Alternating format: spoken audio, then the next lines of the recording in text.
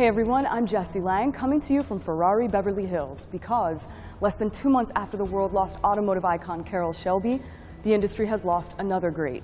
Sergio Pininfarina, one of Italy's most important and most prolific automotive designers, has died at the age of 85. Although he's known for designing the elegant bodies of some of the most popular cars ever made by Ferrari, Alfa Romeo, Maserati, and Fiat, his accomplishments did not end there. And today, we're taking a look back at the diversity and depth of his storied career. Born the son of a carriage maker, Pininfarina carried forth his father's legacy of and love for Italian automotive design. His father, Battista Pininfarina, began a career at a coach-building firm when he was just 13 years old, and by age 17 had begun designing professionally on his own.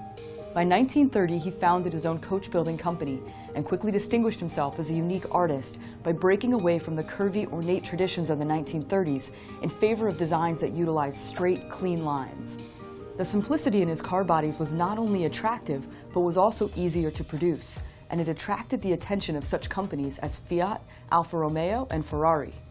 In 1950, with Battista's business gaining international interest and increasing demand, he invited his son Sergio to join his company.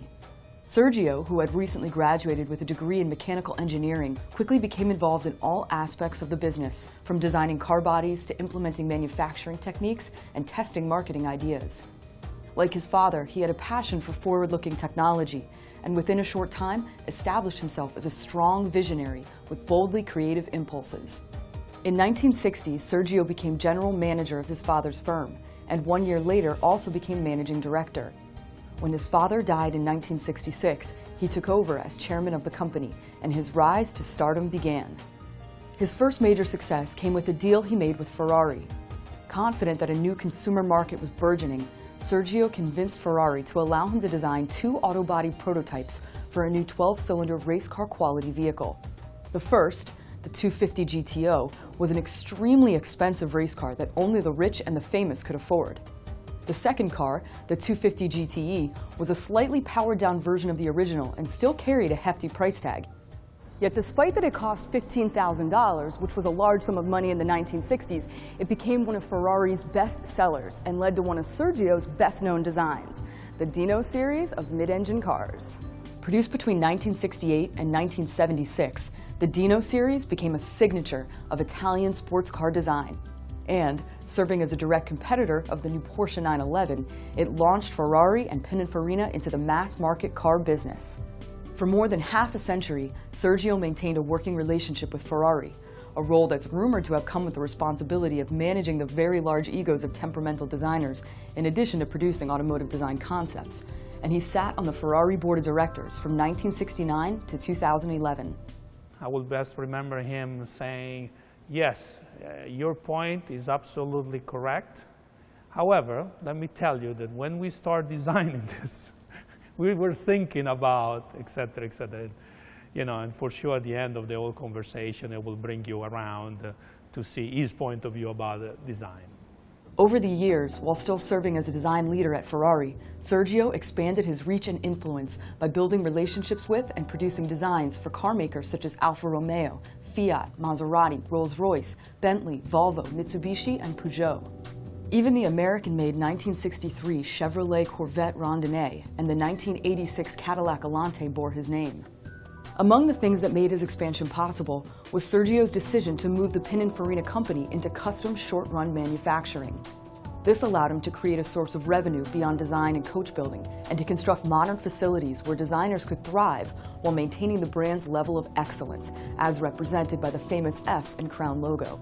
The success of models like the Alfa Romeo Giulia and the Fiat 124 Spider became important achievements, and by the mid-1980s, his firm was designing prototypes for models that sold about 50,000 units a year, compared to the roughly 500 units sold in the early 1960s.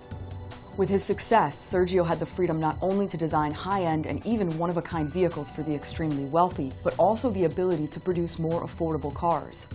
While he was proud of the work he did with upscale automakers, he often expressed even greater pride in the designs he produced for Mitsubishi and Peugeot, because they allowed him to bring more stylish automobiles to a wider, more mainstream audience. Though his design portfolio is voluminous, the general public has become familiar with many models, thanks in part to popular culture. The iconic 1984 Ferrari Testarossa, for example, was featured in popular television series like Murder, She Wrote and Miami Vice, as well as in films like The Stepford Wives and Ghost.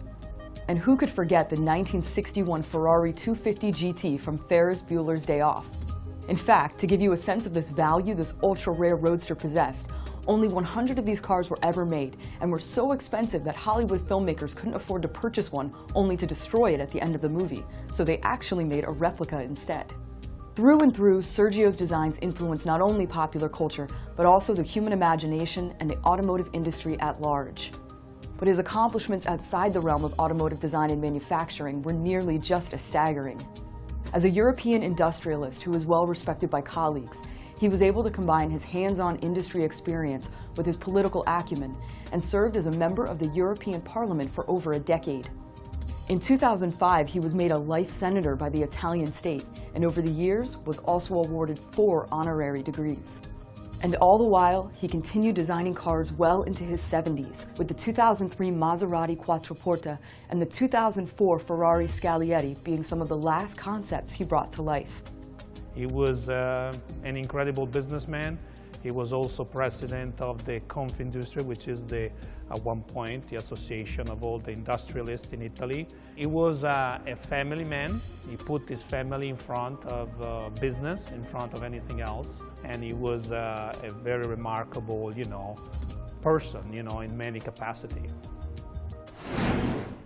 With a relentless drive to create, Sergio Pininfarina bestowed on the motoring world an incredible level of industrialism, and through his unique collaborations with diverse automotive entities, forged a personal empire that left the industry forever changed.